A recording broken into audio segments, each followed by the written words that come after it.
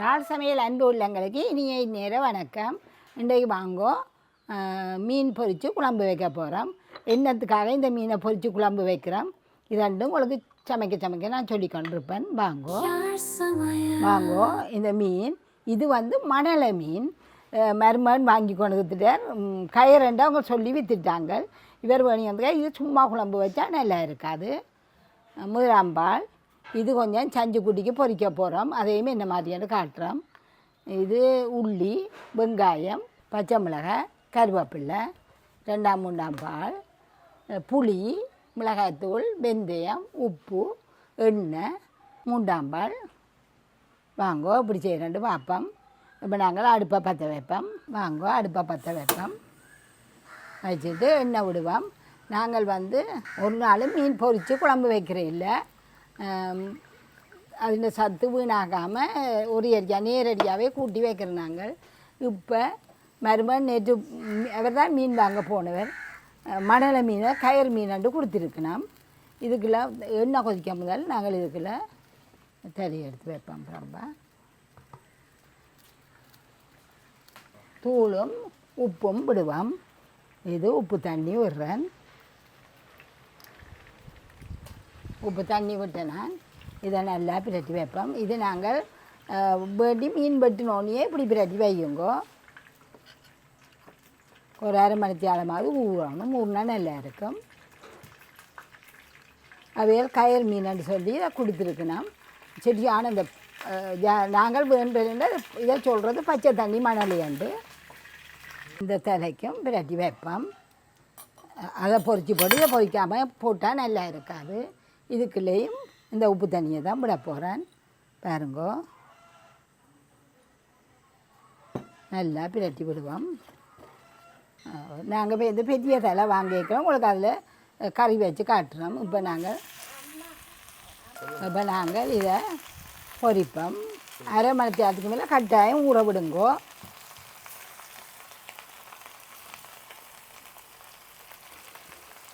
இது நாங்கள் தான் பொரிக்கிறதுக்காக தான் இந்த மணலை அநியமாக வேண்டுவேன். ஆனால் அந்த மணலை இப்படி செய்து போட்டு குழம்பு வைக்கல சாப்பிடக்கூடியதாக இருக்கும். எப்படியே பொரிக்கட்டும். ஒரு 3/4 பாகம் பொரியுங்க. இங்கே இது பொரிஞ்சு கொண்டு இருக்கட்டும். இப்போ நாங்கள் இதை இங்கே பாருங்கோ. இந்த வாழடியில் வச்சு நல்லா இப்படி அமர்த்துங்கோ. இப்படி எல்லா இடமும் இப்படி ஒரு அமர்த்துங்கோ. அமர்த்தி போட்டு நீங்கள் விரிச்சிங்கள்ட நல்லா அமர்த்தி போட்டு விரிச்சிங்கள்ட இந்த நடு முள் வரும். இந்த முள்ளையே எடுத்து விடுங்கோ. முள் இப்போ தலை வேணாமண்டா தலையையும் அப்படியே கிள்ளி விடுங்கோ. நாங்கள் அந்த தலையில் அந்த இதை மட்டும் எடுத்து விட்றேன். பாருங்க இப்படி வரும். இப்படி இதில் ஓட்ட விழாது வரும். இப்படி கொஞ்சம் நல்ல வடிவ அமர்த்தி எடுத்திங்கன்னா இதே மாதிரி வரும். இதே மாதிரி எல்லாத்தையும் எடுத்து வையுங்க. இதை நாங்கள் திருப்புவோம்.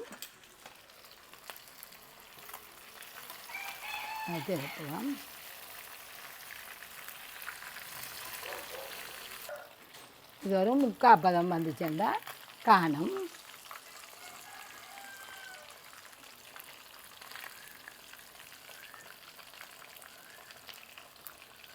இந்த மீன்கள் சரி இல்லாட்டி சில நேரத்தில் கடைக்காரர் மாற்றிடணும். நல்ல மீன் நீங்கள் வேணி கொண்டு வந்தால் அது ருசி இல்லாத மீனாக இருக்கும்.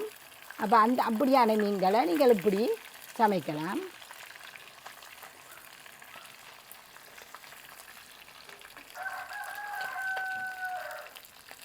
நல்லா ஒட்டி எண்ணெயை ஓட்ட வடிக்கு போட்டு எடுங்க. தலையை போடுவோம். இப்படி போட்டுட்டு பேருந்து சரிச்சு விடுங்க.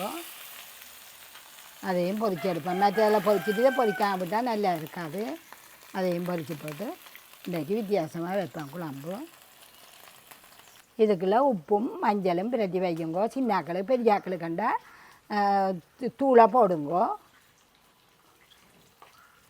தனக்கு ஒரு கொஞ்சம் தூள் போட்டுட்டாம். அப்போ நாங்கள் தூளை போட்டு ஒரு சொட்டு தூள் போடுங்கோ. இங்கால இதை திருப்புவோம் மற்ற பக்கம்.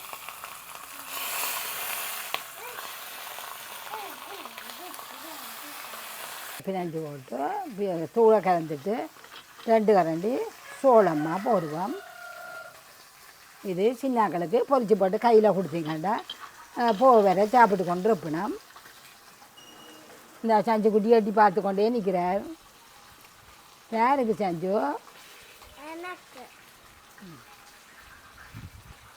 இனி பொறிக்கல அது இந்த மாதிரி பொறிக்கிறான்னு காட்டுறது நல்லா ஒரு வெப்பம். இந்த தலையை முடக்க போகிறேன். தூள்கள் போட்டபடியாக கொஞ்சம் எண்ணெய் கருப்பாக வந்துட்டு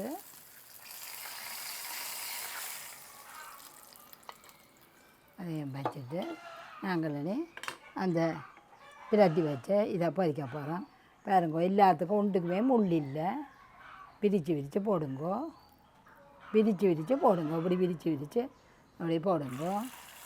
நீங்கள் இன்னும் கொஞ்சம் கூட மாவில் துவைச்சிங்கடா சோளம் மாவில் இன்னும் கொஞ்சம் மொத்தமாக வரும்.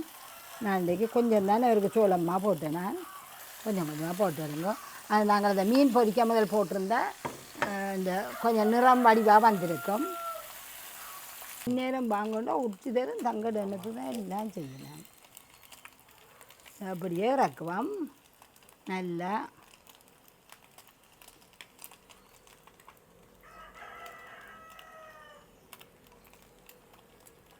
இது நீங்கள் பொரிச்சு அடுத்தது இறக்க முதல் பொரிச்சது காணாமல் போயிடும்.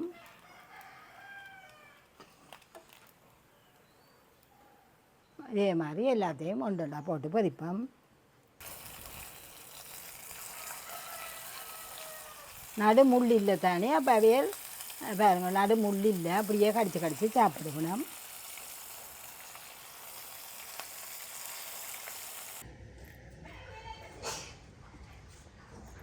இந்த புளியை பாருங்க நல்லா இறுக்கி புளிஞ்ச மாட்டா ஒரு தேசிக்கு அளவு தான் வரும். அதை இப்போ தண்ணிக்குள்ளே ஊற போடுவோம்.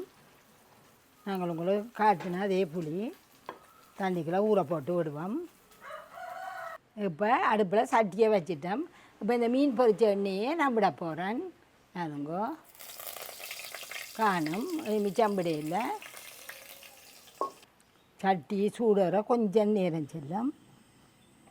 இப்போ சூடேறிட்டு சட்டி நாங்கள் இதுக்குள்ள இப்போ எல்லாத்தையும் போடுவோம். வெங்காயம், உள்ளி, பச்சை மிளகாய், கருவேப்பிலை எல்லாமே போடுறேன். வெங்காயம் கொஞ்சம் வைக்கிறேன். மற்றக்கறி காய்ச்ச போகிறேன். பொன்னிறமாக வரட்டும். பாருங்க, வெங்காயம் பச்சை மிளகாயெல்லாம் நல்லா வதங்கிட்டுது. அப்போ நாங்கள் இதுக்குள்ளே வெந்தயம் போட போகிறோம். எண்ணெய் விட தேவையில்லை. நீங்கள் இதில் வடித்து வரும். ஒரு மேசக்கரண்டி இருக்கா.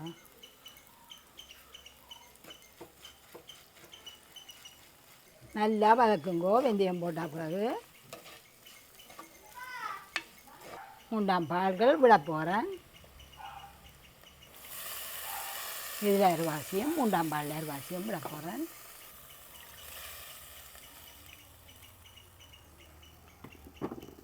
உப்பு, தூள், புளியல் எல்லாம் நீங்கள் ஒண்டா போடுங்கோ. நாங்கள் யாழ் சமையல் தூள் 3 போட்டிங்கள்ல காணும். உங்கள் உரைப்பு காணும். நல்லா கலந்து விட்டுட்டு நாங்கள் புளியும் உப்பும் புளியை விடுங்கோ. 2-3 தண்ணியில் கரைச்சி விடுவோம். உப்பு போடுங்கோ. உப்பு போட்டுனான். உப்பை போடுங்கோ. இனி இதை மூடி விடுவோம். ஒரு கொதி வாங்கோ துறப்பம். இப்போ நல்லா கொதித்து அந்த தூள் வைக்கையெல்லாம் போயிட்டுது. பாருங்கோ, நல்லா கொதிக்க விடனாங்க. துறக்கையில் நான் எல்லாம் அளவளவாக போட்டதானே புளியதுகள். இனி நாங்கள் இதை பொரித்த மீனை போட போகிறோம். இது நாங்கள் இதண்டா இந்த மீன் கறி காய்ச்ச வேண்டதே இல்லை. அப்படி இருந்தால் பின்னேரத்தில் வேண்டி புட்டதுகளுக்கு பொரிப்பமே ஒழிய இவர் கணக்கியாக பண்ணி வந்துட்டார். அப்போ குழம்பை வைப்போம் போட்டு குழம்பும் பொரியலும் செய்ய போகிறோம். பெனக்காய் பொரித்து கொஞ்சத்தில் குழம்பு வைக்க போகிறோம். குழம்பு இப்படி பொரித்து வைக்கிறது நல்லா இருக்கும். பொரிக்காமல் வைக்கிறானே மீன் நல்லா கொதிக்கட்டும். கொதித்து சுவரட்டும். உள்ளில் மூடி விடுவோம். வாங்கோ திறந்து பார்ப்போம். நல்லா கொதிச்சிட்டுது.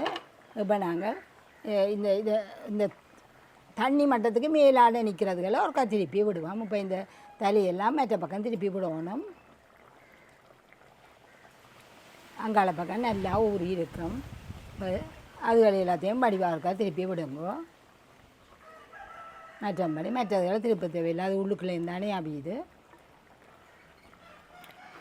ஆனால் இதை ஒன்று பிய்யாது. நீங்கள் என்ன செய்தாலும் துண்டுகள் துண்டாகவே இருக்கும். இப்போ நாங்கள் இதுக்கெல்லாம் முதலாம் பாலை விட போகிறோம். கணக்க வேண்டாம். எண்ணெயில் தானே பொரிச்சு நாங்கள் காணும். இவ்வளோ காணும். இது மிச்சம் இவ்வளோ வைக்கிறேன்னு பாருங்க. இவ்வளோ காணும். நல்லா ஒரு கொதிச்சா பிறகு ஒரு 5 நிமிஷம் தணலில் விடுவோம். வாங்கோ நாங்கள் பால் விட்ட அப்புறம் நல்லா கொதிச்சுட்டு பாருங்க. இனி தணலில் விட போகிறேன். நல்லா மெல்லிய தணலில் விடுங்கோ. நல்ல மெல்லிய நெருப்பில் விட்டுட்டு போங்கோ. ஒரு 5 நிமிஷம் நல்ல மெல்லிய வெதியில் தெரியப்படாது. விட்டுட்டு நீங்கள் போய் உங்களோட வெளியில் பாருங்கோ. வாங்கோ நல்லா கொதிச்சிட்டுது. இப்போ நாங்கள் இதை இப்படியே திறக்க வேணாமனே நிப்பாட்டி போட்டு ஒரு 5 நிமிஷத்தால் பார்ப்போம். நாங்கள் இப்போ அடுப்பை நிப்பாட்டி போட்டு போனாங்கள் துறக்கையில். இப்போ 5 நிமிஷம் ஆச்சு. நாங்கள் திறக்க போகிறோம். வாங்கோ எப்படி இருக்குன்னு பாருங்கோ. இந்த மீன் பிய்யாது. நீங்கள் என்ன செய்தாலும் பிஞ்சு சின்ன போகாது. அப்படியே நீ கோப்பி இருக்கிற எடுப்போம். ஆனால் இப்படி காய்ச்சறது நான் ருசியாக தான் இருக்கும். மணலை மீன் பச்சை தண்ணி மணல் தான் இதை சொல்கிறது. இதே மாதிரியே காய்ச்சி பாருங்க கொண்டு ஒரு நாளைக்கு. யாழ் சமையல் ருசி கற்றுக்கொள்ள வாருங்கள். அம்மா கைவண்ணில் காமக்க நாவில் சுவை நின்றிட சமைத்திடுவோம். இது உங்கள் யாழ் சமையல்.